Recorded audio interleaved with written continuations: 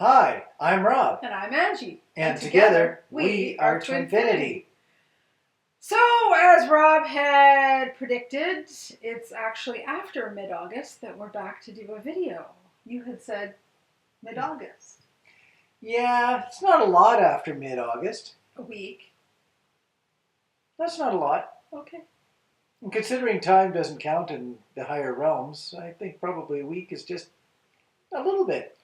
Time does not count in the higher realms. There we go. So, we just did a video. Just Poof, done. moments ago. You keep stealing my word. Poof is my word. That didn't take long now, did it? Poof.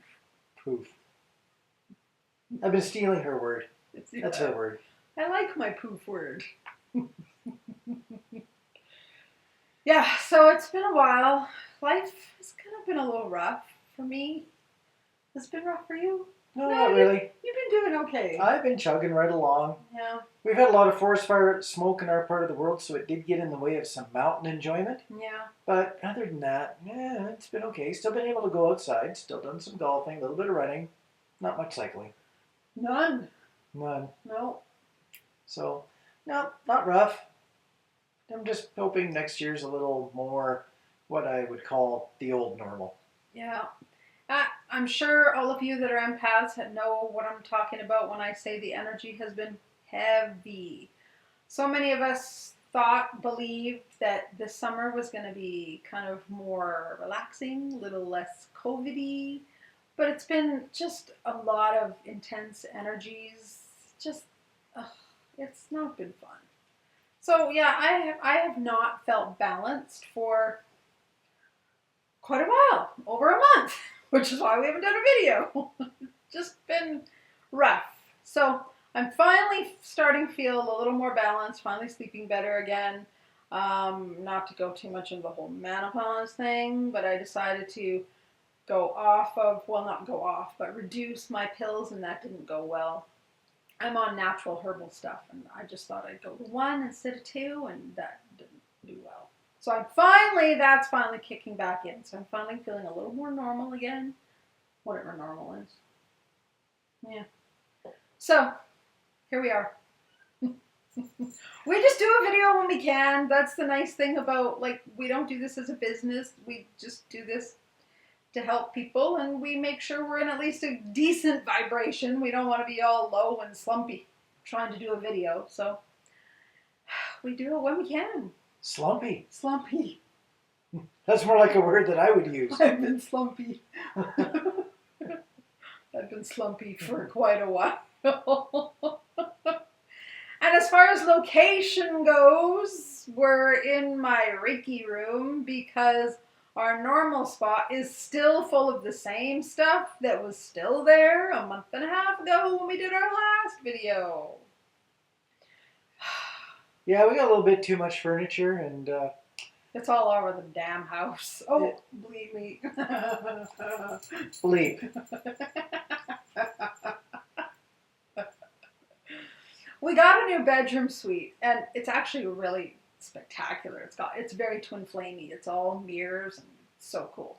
But anyway, then we had to get rid of a bedroom suite, and we haven't gotten rid of it yet. So it's all still in the basement, all over the place. Mattresses in front of our usual fireplace, and then there's headboard and footboard and dressers, night tables. Oh. It's leaving on August 30th. It's almost gone. That's a week from today. Yes, it is. Yay! We'll have our house back finally. See, that's an energetic thing. That is. Yeah. And when you're sensitive like me, every time I walk into the basement, it's like, ugh! I'm like, get this stuff out of here! So, it's leaving soon. And then we can actually have our fireplace to do our videos. Just in time for the cold weather. You gotta hate it when your energy is all blocked up in the basement. That's why I stay upstairs. Yeah. I think there's some sort of a joke in there that I'm just going to ignore. It goes back to that word.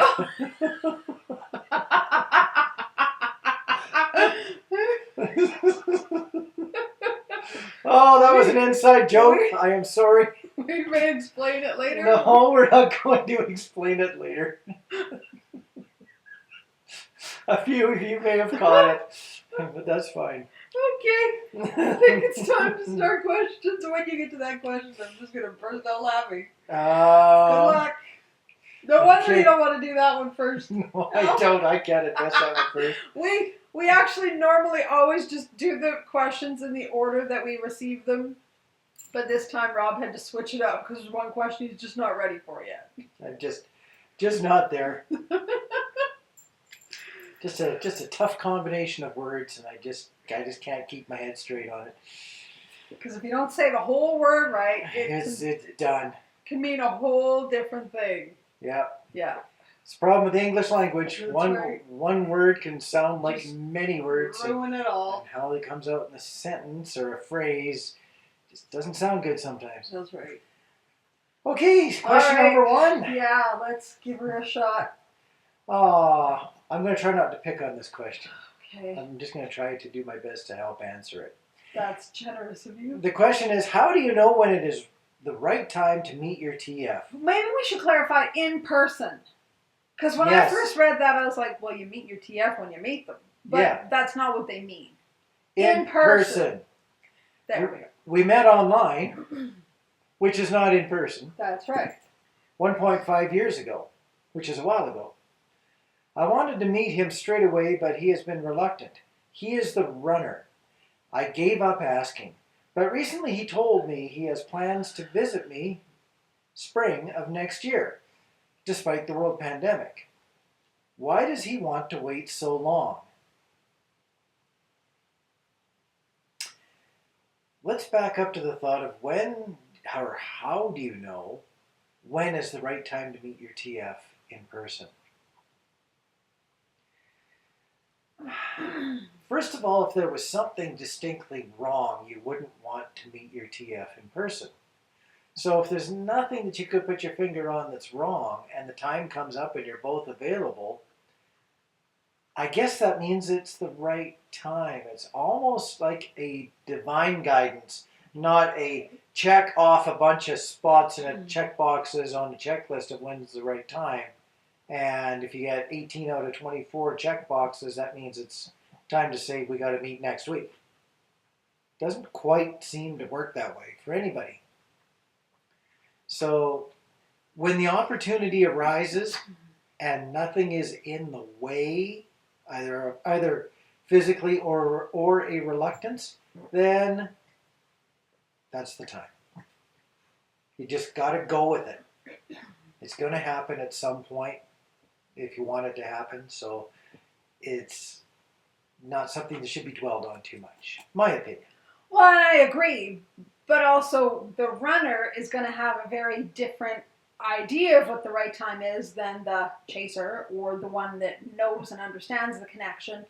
Because the runner might be like, okay, this connection is great over internet, but what if we meet in person? And then what if it doesn't go well? You know, because I know I have met lots of people years and years ago when I was dating online where you have this amazing connection over phone or over internet, and then you meet in person, you're like, you're not who I thought you were. Like, the connection's just not there at all. So they might be afraid of that. They might just be afraid that it's too intense when you meet in person because, you know, over online, they at least have like a little bit of a barrier to block some of the intensity. And if they're already the runner, they're already feeling it's intense enough. So they might be thinking, oh my God, like I don't want to meet in person and have like so much intensity. And then what am I going to do? Just say, no, sorry, and walk away? Like they might not know how to escape or manage their feelings if it is too intense.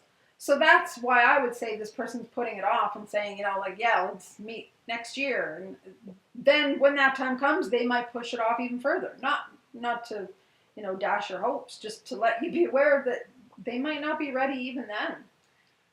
There's lots of reasons why a person wouldn't be ready, but some people have to psych up for it. Other people may have other things in the way. Maybe they've just come out of a relationship and they just want a year off. Even though they've got someone they want to meet, they just want a year off just to clear out old energy and old karma. So there's lots of reasons why a person wants to wait so long, like in this case, spring of next year. Yeah. Yeah. And just fear maybe of expectations just not measuring up, you know, like they might think, I don't want to ruin what we have. What if we meet in person and there is no connection there? So they might just want to enjoy what the connection is now without the fear of losing it. So you might just need to gently call them out on that and ask, you know, what are you feeling? And see if they're able to kind of know enough about what's going on within them to express it to you. So, yeah. Yeah, I agree. Okay. Do you have anything else more on that one? No. For whatever reason, I'm holding back saying anything more, but now that I've just said that I'm holding back, that means I have to say it. Sometimes I have to pry stuff out of me because I just, yeah, you know, just leave her, like, you know, pop, there it is. When a person wants to wait an extended amount of time, that always gives me the feeling, yes, of they're still somewhat attached to a different relationship, and what they want is a bit of time yet to figure out whether they're going to stay there or move on. That's interesting that you keep picking up on a different relationship. Yeah. Because, See, you know, because if someone needs a little bit of time to psych up, you know, if they need more than a month, they're either really, really messed up over something or there's something holding them back. well, I was going to say, as the runner that I was, I understand being messed up. It's not necessarily about something else. I mean, I'm not saying you're wrong. It could very well be. But I know just because I identify as being the runner, both in our long time past and in our recent past, when we first started coming into union, I know what it's like. It's scary because you're like, I don't want to meet you face to face. Because then the runner is the one with the higher ego, and by ego I mean the protective mechanism, that part of you that wants to keep you safe and puts up walls. I had a huge amount of that, and you can do that easier over line or online than you can in person. It's harder to put up walls when you're in person with somebody. So they might not be ready to take those walls down. That's the perspective I come from because that's what I've experienced. But who knows? You could be right. There could be another relationship too. I like your explanation much better. It's far less sinister.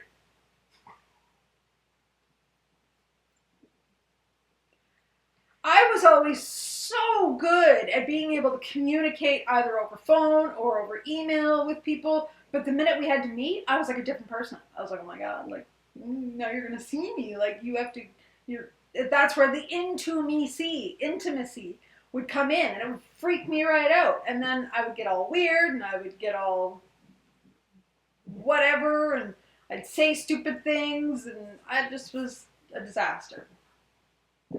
Because runners, we're a mess. So this person might just be not ready to face somebody in person. Yeah. Too scary. So you might just need to gently call them out on them. Ask them. Instead of wondering. Yeah, it doesn't hurt to ask as long as you leave them a note. Like a way to, if they don't give you a real answer of sorts, just let it be. Know that they're struggling and just let them struggle. Because they might not know. I mean, I know I didn't know for the longest time. I didn't know that I was even a runner, let alone how to explain why I was running. I didn't know that I had all these walls and these fears and this big ego protecting me. So yeah, they might be clueless, but this might be a great opportunity for conversation too. Might be a way to help them learn something, gain some self-awareness. Okay. That's my answer. I still like her answer. Okay. I'll take that. Question number 2. Okay. This one's tough to get worded properly. You've got it. You're good. I feel a continual 24/7 sexual connection with my twin, but the connection seems to be coming to me from a higher dimension. It seems to me to be upsetting and violating. Is this normal? Is it part of a contract? This is coming from my soul, right? I'm miserable and hoping it will end. So somebody is feeling their connection in a very sexual way, even though they're not having any contact with their twin. I know that you have talked about this before, Yes. where people can feel what their twin is doing intimately, physically intimately. Yes. Wow, that's But the interesting word I find is it's upsetting and violating. If you're feeling it's upsetting and violating, then that's where you have the right and also duty to, in the astral, express that. You don't have to just allow it. It's just like if something was happening physically with your twin, or in person with your twin, or in the lower human realms with your twin, if it was upsetting and violating, I would hope that you would speak up and say, this isn't okay, this isn't right. So just because it's happening in the astral realms, it does not mean you have to just tolerate it. It's not just your soul. And it's not just a contract. Absolutely not. If it's violating and upsetting, then stop it. You have the right, you have the... ask for what you want. Yes. Okay. You absolutely, this is part of your learning still, to say, no, this is not, I don't feel comfortable with this. This is not acceptable to me. Please don't do this. Because you're connected with your twin flame, you can still express this even if you don't have a connection right now on the human, like you're not talking in person or anything like that, because you have the telepathic connection. So express what you're not comfortable with, express what you are comfortable with, express what's violating and what's upsetting, and tell them this is not acceptable, and don't allow it. Just because it's in the astral, it doesn't mean it's all of your soul and you have to tolerate it. Not at all. I don't really have a lot to add to this, because I have to admit that this is just not something that I am well versed on. Not some, Fair enough. there's many things in our connection that I've experienced that other people talk about, and therefore I know what they mean. This is just not one. Well, and that's normal though, because again, like we've talked about many times, there's the spiritual twin and the matrix twin. The spiritual twin is the one that's usually aware of these things, and the matrix twin is the much more grounded, earthy, connected, human one. So your twin might be much more the matrix twin, but yet you feel this. They might not even be aware of it on a higher level. It's obviously happening on a higher level, but they might not be aware of it. If you said something to them, in a conversation and said, hey, are you aware that's happening? They'd be like, no, what the hell are you talking about? Like, they might think you're nuts, right? But it's not, you're not nuts. It's obviously just you have the ability to feel the higher level energies, which also means, though, you have the ability to express what you're okay with and what you're not. So set some boundaries. Allow what you're comfortable with and don't allow the rest. Isn't that so often that the grass is always greener on the other side of the fence? You were talking about the matrix twin. The matrix twin would probably just be absolutely amazed if they could feel even a smidgen of this. And the person that's a spiritual twin feels way too much overloading. Totally. This is interrupting. Oh, I don't want this. This is interrupting to me on all levels. And the matrix twin is going, oh, come on, just a corner, please. Yeah, I'm sure you would have loved to experience what I was feeling when we were going through that. It was wild. We've done a video on that somewhere. I couldn't tell you where. It might be another question and answer. I don't even know where, but I'll just briefly explain. There was one time where I could feel my hands were moving on my body, but it wasn't my hand. Like, it was like his energy was controlling it. It was the coolest, wildest thing. I remember I had texted him and explained it, and I read the text. So maybe it's in our story video somewhere. If I can find it, I'll link it, because it was such a cool experience. It was really neat. And I remember you were like, gee, I'm envious of me. You said something like that because you weren't feeling it, but you were like, wow, that's really cool. I wish I was experiencing what you're describing. It was neat. But if it's not neat, then don't allow it. Plain and simple. All right. Next question. Yeah. It's a little bit of a longer one. Oh, someone's a little unhappy with this question. Okay. I have been in agony for a year as my TF ghosted me in the most dishonorable and immature way. And he knows that we are TFs too. I don't understand. I am so sure about us. Even now. Am I crazy? What is the difference between battered woman mentally and me, who is willing to choose to see this man who I love and he truly is, and not his actions? My friends immediately unfriended him, and we were quick. They were quick to tell me how terrible he is and how I dodged a bullet. But my instinct is to defend him and give him a break. Don't get me wrong. I will not stand for the way he treated me. I know I am a queen, and I know he knows it too. Or is that just in my head? But instead of saying off with his head, I just want to love him and reassure him that he is so worthy of a love such as ours. But I can't tell anyone about this because they'll think I am a doormat. Honestly, I often wonder if I am. I have seen him at his best, and now this which may be his worst. Is it okay to say that your TF totally sucks right now? He sucks, big time. I like that. Is it okay? Yeah, it's totally okay.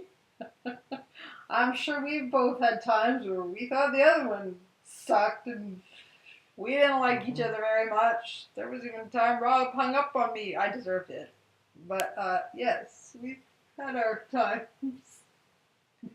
You know, sometimes when it's just got to stop, you stop it. Click. Yes. But that's also a little different than ghosting. Ghosting is so rough because you honestly, in most cases, don't know exactly what caused it or what's going through the other person's mind. Right. If they blow up at you and then break off contact, at least you got a piece of their mind to begin with. Yeah, and you know what's kind of caused that. I wanted to address the whole thing about, like, what's the difference between battered woman mentality and me? And I'm really glad you asked that question because so many twin flames maybe should be asking that question or be aware of that, because I think in the twin flame community, whether it's your twin flame or a karmic or a narcissist, doesn't matter what the label is, how you're allowing somebody to treat you is often very toxic. The twin flame community sadly has become incredibly toxic because so many people think, well, it's my twin flame, so I have to just love them through it. That's unconditional love. No, that's not unconditional love. I have to give them a break, and then give them another break. Right. And then give them a third break on top of that, which is way different than being a doormat. A doormat allows everything. The twin flame mentality is often a choice where a doormat doesn't really realize what they're doing. Oh, that's interesting. Yes, a twin flame will say that they must do something because of, where a doormat just allows. Because they don't think they deserve it, which is the battered woman syndrome Yeah. You think you don't deserve any better. So you just keep tolerating and you keep tolerating because you don't think you're worthy of more. Whereas, yeah, that's actually a good point. Whereas with a twin flame, it's you keep justifying your twin flame's actions because you think, well, this is unconditional love. I have to love them to show them what true love really is, which still is not a healthy way to go. Because if you're just allowing everything they're giving and just giving them more love on top of it, all you're doing is showing them, sure, give me all the abuse you want, do whatever you want to me, I'll take it all and I'll just keep giving you love. That is not unconditional love. I know it's confusing as to what unconditional love is versus isn't, but unconditional love doesn't mean just tolerating whatever your twin flame throws at you, or anybody. Let's take the word twin flame out of it, because that's where it gets confusing. Some people think, well, it's my twin flame, and then they justify the behavior. Hey, if you're coming up, you got to come up. Unconditional love is not tolerating your dog coming up and going down while you're trying to do a video.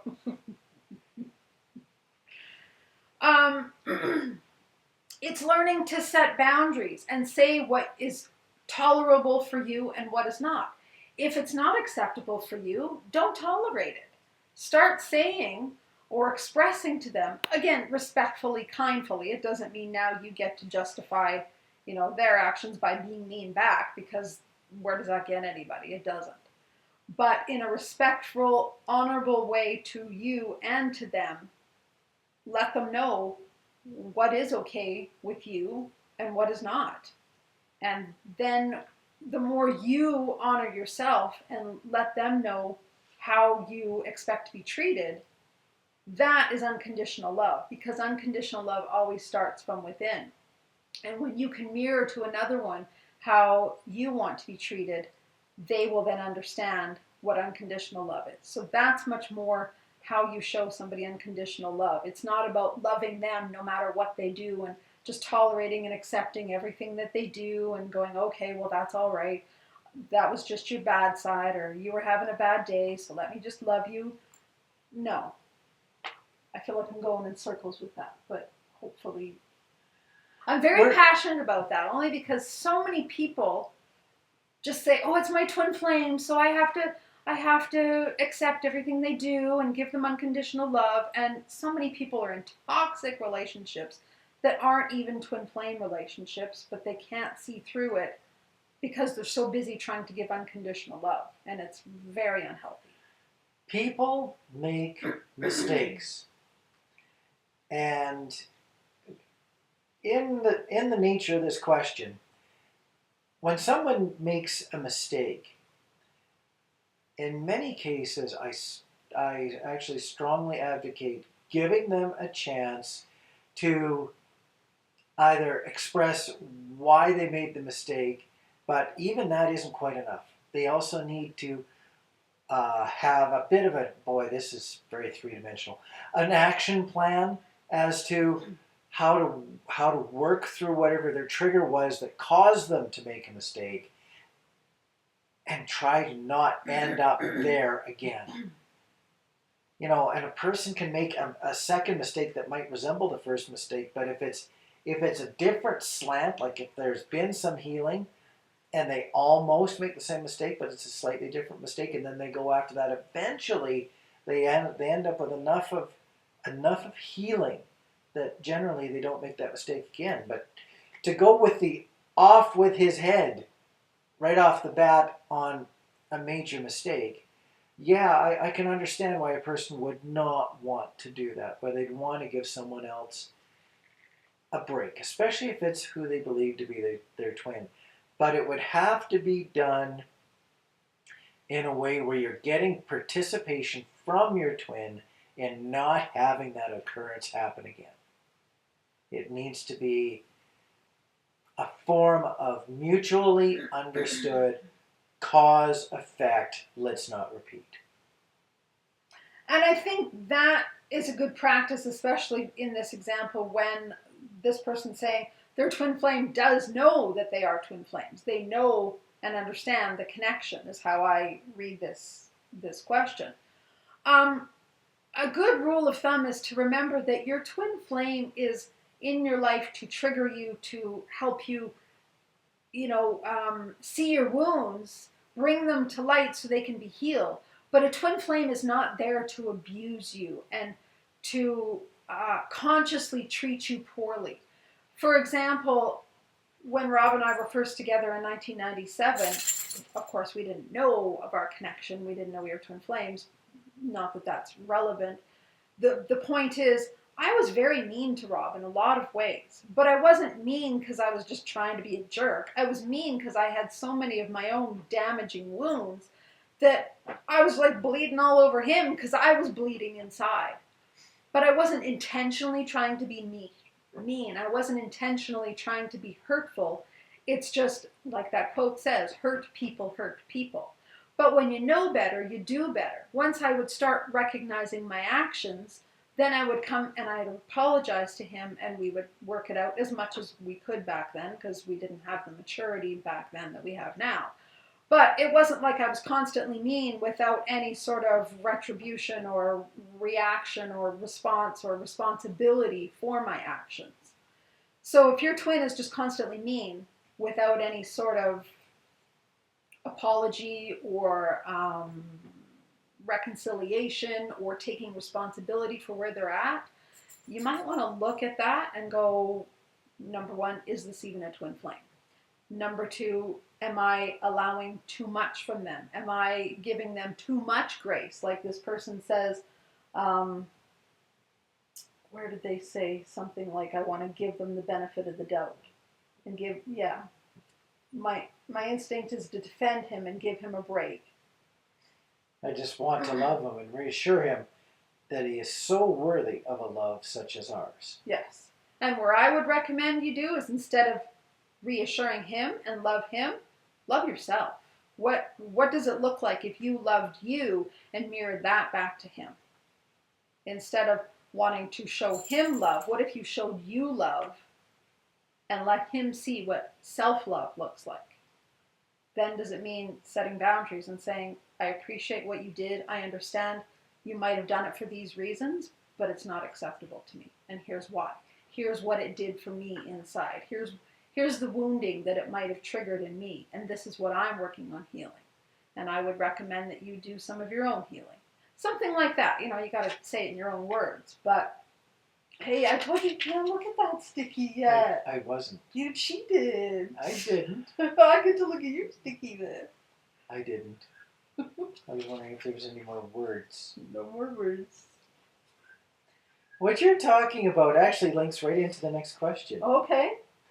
How do you differentiate a TF relationship from a karmic relationship? For example, what would you do in your everyday life, routine, lifestyles, etc.? Like, what is different? That's interesting. I wouldn't have kind of put the two together, so I want to hear your perspective. I don't know what it was, but about a month ago, Angie more or less asked me the question, and she wanted a short answer. Which it's not your best skill to do a short answer, So but you did really good. I did a short answer. Yeah. It was so short that I could write it onto a sticky. So my answer was, karmics lack the 5D communication and magic, but still supply the mirroring. And you were talking about a little bit about something that would resemble mirroring in that last question. Gotcha. And you also questioned whether, or you brought up whether or not you'd want to question whether the person was truly a twin flame or your twin flame or not. Right. Now, obviously, in regards to the last question, you're sure that they're TFs? Yes. You're sure that that is your twin? Yes. But there's a lot of people who aren't. They don't know whether they have a karmic or a twin. And that was my answer. They still supply the mirroring, but they lack that 5D communication and magic. Interesting. And the reason I had asked him that question is because I have been wanting, because of you guys have been requesting that we do a video on the differences between a twin flame, a karmic relationship, a narcissist, stuff like that. And it's been on my mind to do for months, but it's one of those things that, number one, I have to be in the right headspace for it. And number two, I have learned through our videos that we have to do what we are called to do when we're called to do it. And I just haven't been guided to do that video yet. But I really would like to, because I think it's an important video. And I mean, there's other people who have done videos on the topic, and everybody has their own take. But I just think it's helpful for people, because people sometimes get confused and they get stuck, especially at the beginning. Because I've been with a karmic, and I will say a narcissist, who was the closest thing to a twin flame that I've ever experienced before knowing that Rob was my twin flame. Even I can remember when him and I were first coming into a relationship, I questioned myself and I said, do you want to get into this deep soul connection again, because you got so hurt the last time you were in a soul connection, which is with Rob. And that was, how many years difference? 1997 to 2008. 9 years. I'm the bookkeeper, but he's better at math. 9, 10 years. There you go. So maybe that many years difference, and I was having this deep soul connection with this person, and asking myself, do I want to get into this? Because I don't know if I'm ready for the heartbreak that it could cause. So what I'm saying is, a twin flame and a narcissistic connection can be very close, and it's hard to tell them the difference until you're in the depths of it and you're going through hell with a narcissist going, oh, this is what this is. So eventually we will do a video on that when we're called to, when we've been guided to do it. And that video is going to be really quite, I think, a Jekyll Hyde video. Because there's, I think, a few angles of that question that Angie and I see differently. I think we understand each other's point of view, but I don't think that we have felt it the same way, so we do have differences in opinion. Which I think will actually be good, because differences in opinion are helpful to share in a video too. For example, I don't think that narcissist is on the same level as karmic or twin flame, because I believe that a narcissistic relationship can be either one. So therefore, it's a characteristic of a karmic relationship or a characteristic of a twin flame relationship. Oh, jeez, okay, we can't get into this, because I now want to go, what? Wait! I don't think a narcissist can be a twin flame. Now, that's going to bring up a whole thing, because there's going to be some people that completely agree with that, and there's going to be others that completely disagree with that. So we've just opened a giant can of worms. We're sorry. When this video is over, I hope it doesn't trigger another discussion. Dear God, I'm worried about the comments that are going to come from this now. Oh boy, look out. There's a question which we aren't going to do. It talks about TFs in union and how they handle conflicts. Here we go. Difference of opinion. Whoop whoop. Conflict. No, actually, we handle conflict quite amazingly. We do quite well. Yes, we do. We really do, because, it's one thing when somebody's hurting and you're in a twin flame relationship, you're both hurting. Absolutely, because you feel each other. You feel each other in a way that you don't feel somebody else. And even us non-spiritual, let's call it matrix twins, very spiritual. I am very spiritual. Yeah. You're very spiritual. I carry a bit of both of the banner there. But even the past couple of years, I have been feeling more and more and more of Angie's feelings. That's because they're more intense than they've ever been. Yeah. So when she's going through a tough time, I'm actually feeling it more, and it's not like I walk in through the door and see a long face and go, uh-oh, something's wrong. It's like I walk in through the door and the energy around me, which is something I would have never said years ago. Yeah, that's impressive. The energy around me is such that I'm going, uh-oh, I'm going to meet a long face. I feel it before I see it. Yeah. And, okay, right there. There's a difference between a TF relationship and a karmic relationship. Okay. Now, can I use my sticky and answer that question since we've dove, whatever the word, dived it? Dived it in. Dived it in. Oh boy. Okay, I have a fun way to answer this. There's many ways to answer this, and we'll do a video on it eventually. Should I read the question? Yeah, sure. How would you, Angie, differentiate a TF relationship from a karmic relationship?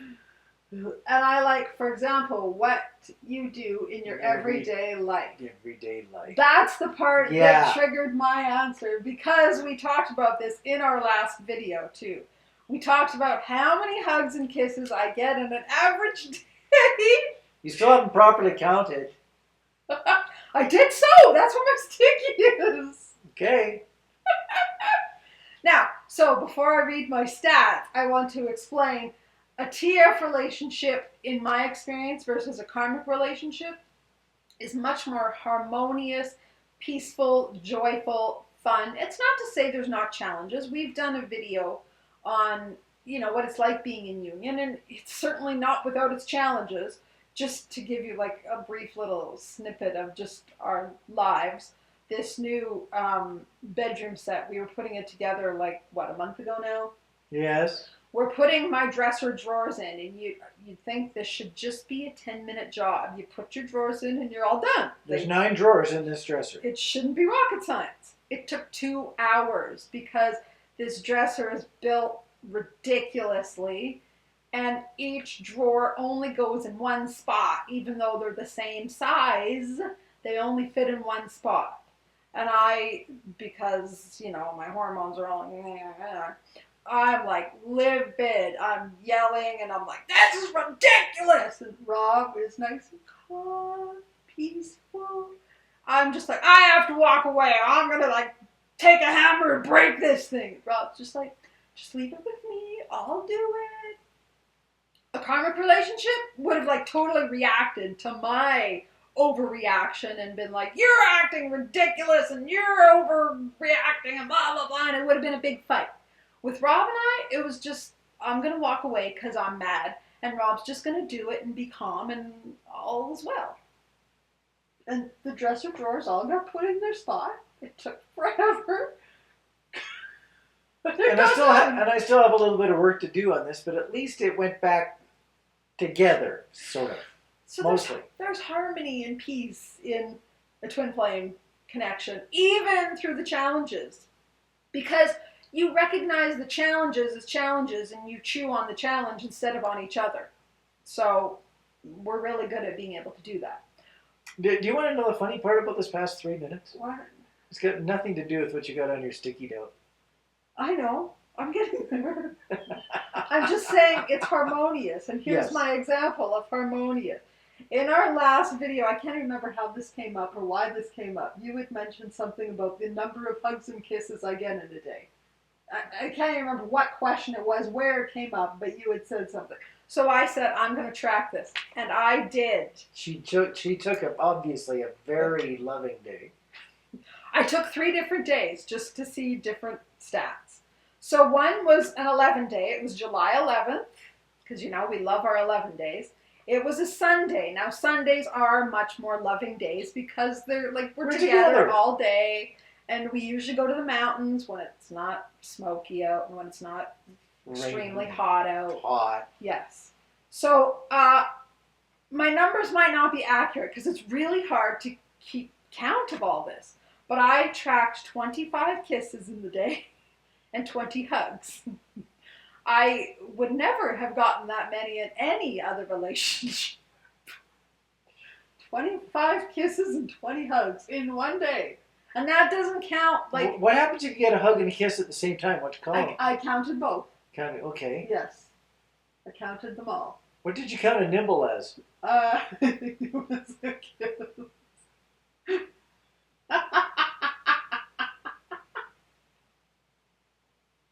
It wasn't a hug. A nibble isn't a hug? It's more like a kiss? Okay. You're all red. Okay, then I also tracked July 13th. I don't know what day of the week that was because I didn't look. And I only tracked 8 kisses and 4 hugs. That must have been a weekday. I think that was a Tuesday. I don't know how the heck he knows that. Just it'll just be a guess, but it might be a lucky one, especially if the 11th was a Sunday. Okay, fair enough. Oh yeah, I guess it was only 2 days. Brains don't work as well as they used to. It's a bit unfortunate. July 31st, I also tracked, which was a holiday. I don't know why. Why was it a holiday? It was part of a holiday-long weekend. Oh. Okay. It was the Saturday. Okay. Because the 2nd was a Monday. What are you, a walking calendar? No, How do you know this? You can't write notes all over me. Can't draw little pink hearts on my nose. July 31st. Apparently it was a holiday. That's all I wrote on my little sticky note. I got 20 kisses, and I only tracked 4 hugs. That might be low because it's hard to keep track of them all. But, so to answer that question, a twin flame connection is much more in like everyday life, at least in our experience, much more loving than I have ever experienced any other relationship. Because I don't normally get that many hugs and kisses in a day by anybody except you. And that's because there is always energy to be acknowledged. And that magnet, it's always like blank. Yeah. It's always there. I always feel it. Yes. The magnet is very, very difficult to resist.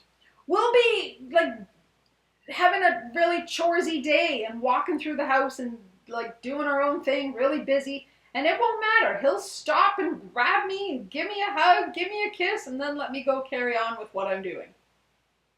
She gets nabbed. I totally do. Yes. To go along with the nibbles. Okay, can we move on now? Next question. No, you lost track because you're out of order. No, it's right here. Did we do that one? Oh, yeah, we did. Because then we moved on to this one. I'm confused. We're all out of order. No. Okay, I see. We've done these and then we've carried on. Okay. Yep. Okay, I'm sorry. You might have to take a run at this question first. I just took a brief look at it. Okay. Have you ever found yourself meditating on your twin flame's name before/after union? I find myself repeating his name in my mind, and my heart just fills up. I've never, actually meditated on your name, but I know anytime, especially when we weren't together, when we weren't in union, I'd see it, and it was like it would just hit me in the heart. So much energy, so much significance. It's almost like when you see 1111, you know how it's like an awakening code? His name would do that same thing. His first name or his last name would trigger me just in amazing emotional ways. I can remember once I was at work. I was at this job that I'm not at now. And it was so weird. In one contract was both his first name and his last name, but it was it was 2 different people on this contract. And both of them were the first names of the people, which is really weird because his last name is not like a first name kind of name. But they were both there, and I was like, wow, that is so strange. And I remember how it just gave me heart flutters almost. It was magical. It was neat. Okay, I'm done. You? I think of Angie's name from the point of view of angel. I think of that. If I was to say once a day or 3 times a day or 5 times a day, all would be accurate. Let's just say I seldom skip a day. It just doesn't happen. I suppose it helps when I'm in a house that's full of angels. There's 3 right here. Oh, See? actually, way more because these are all angels too. All these things are angels. So I get lots of reminders. But still, when I think of the name Angie, I think of the word angel. Well, and that makes sense because my full name is actually Angeline, which is Angel Ein, if you spell it differently. It's got the word angel in it. Angeline. Okay. Yes. Yes.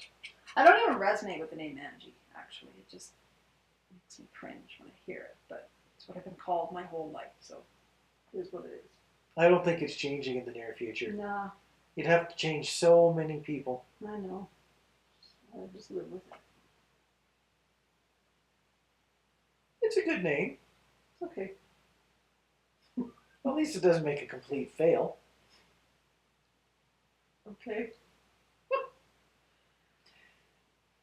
So yes. And my heart just fills up. Yes, totally agree.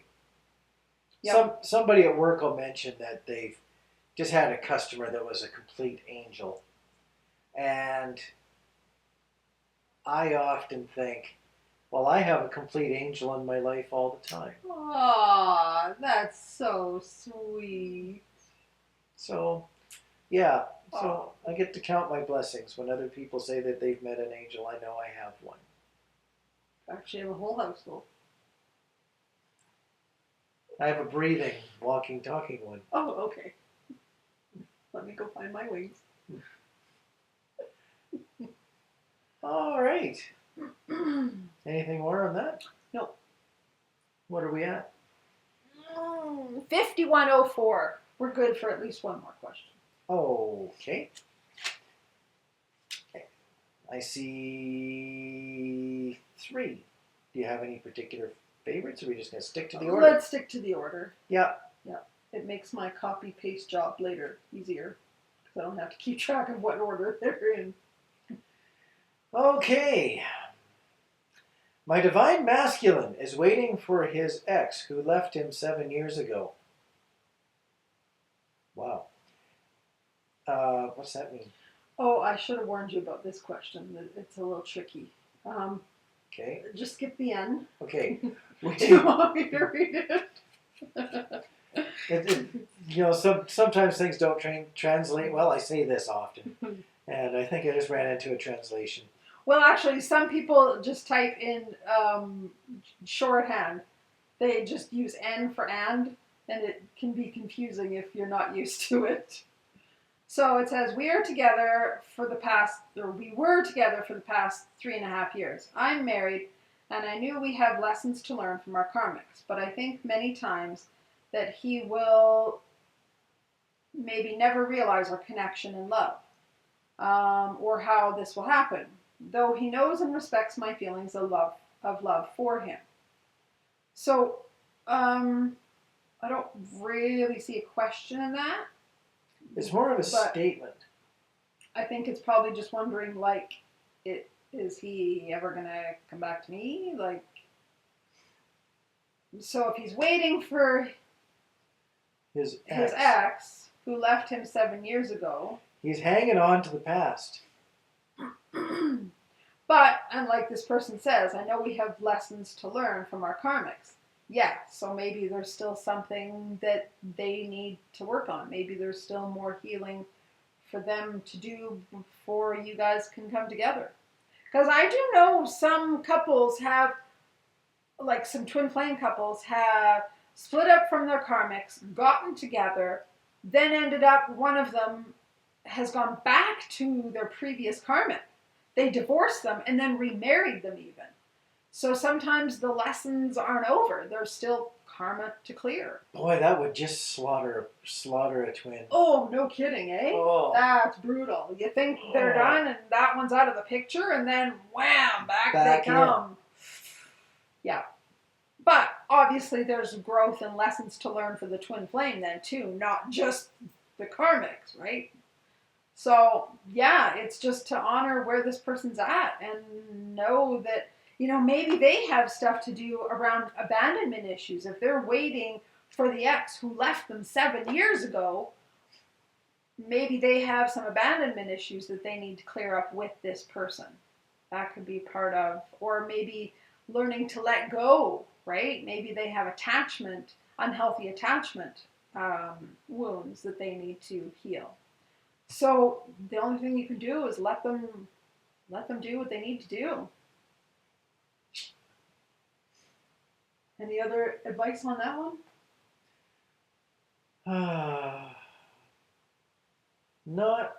Not really, except, which means yes. I like this. This is actually a bit of a question. Will that ever be realized in our connection and love? And how will this happen?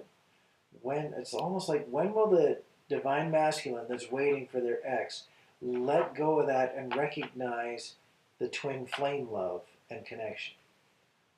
When they've done their healing.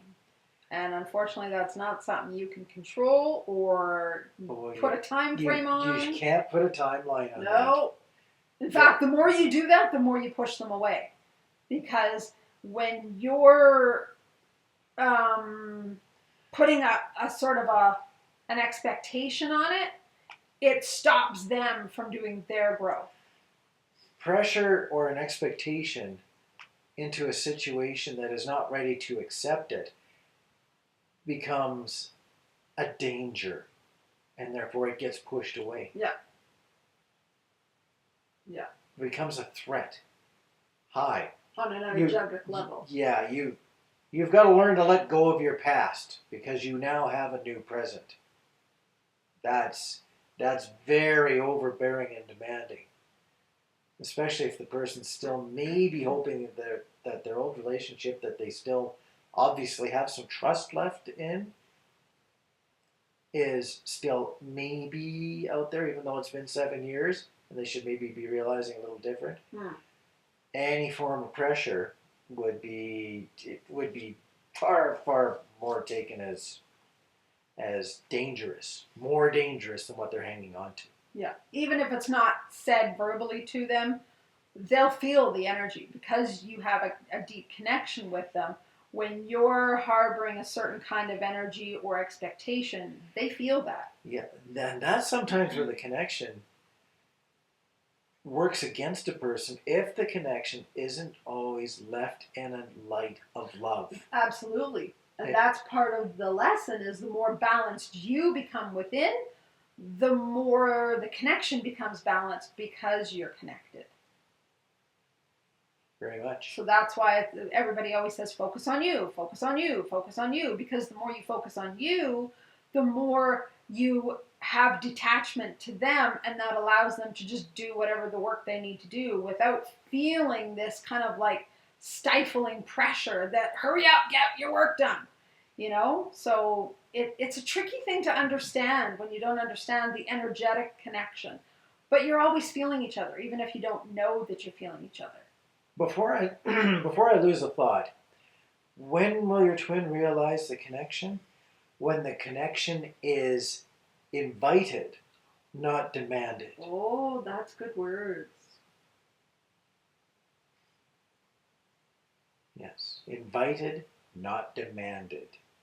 And not needed. And yes, and that very much is from the energetic point of view. Absolutely. Yes. Yeah. Yeah. That's when very good words. That's when they'll have a better chance of realizing and accepting the connection. Yeah. That's very good words. Do we want to do these last two? No, I think we can tag them on to the next one. Okay. We're gonna wrap it up there? I think we can wrap it up there. Okay. Just read that one and let me know if we should do that one now. Only because it kind of ties in with this one on an energetic level. But maybe it doesn't.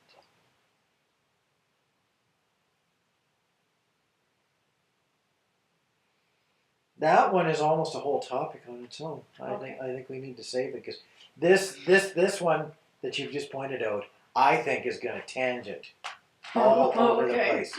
It's going to end up with 5 minutes here, 8 minutes there, 4 minutes there, and it's one of those questions that becomes a half-hour answer because by the time you get done explaining all the different points of view that you run into, good point. Yeah, it's a very good question. I really liked it. I'm surprised somebody hasn't asked that because I haven't even asked that of ourselves. Well, and energetically it ties in with this one, but you're right. It'll kaboom. Yeah. Okay. Not poof. Not poof. But kaboom. Yeah. It's more of an explosion. Yes. Where you got to walk around for half an hour and pick up all the pieces and put it back in place. So I think we'll wrap it up there. But before we end the video, Yeah. I owe you this. Oh. I think so. I forgot to do it somewhere in the video, so Okay. I promised you you get a look in the video. I think I was being bad. It slipped into my past until the time I just got my licking. Oh, we just went dark. Yes, Must we be an did. hour. That's our hour cue. That means it's over. Oh, and our computer doesn't want to come back. That's really over. There, we're back. We're back. We're back just in time to leave. Just in time to go. All right, everybody, have fun. Enjoy the rest of this summer. Yes, and thanks for your patience. I know we've had a couple of people say, when are you doing a video? When's your next video? And I'm like, when I'm ready. Somebody's going to ask us at some point, gee, how have you managed to get through COVID? And COVID has been a season of many things, not just, oh, we got a pandemic around us. How have we managed to keep our energies in balance and everything? That would be a whole video. That would be a whole video all on its own. That's true. All right, everybody. Again, enjoy your summer. Have fun. Bye. Bye.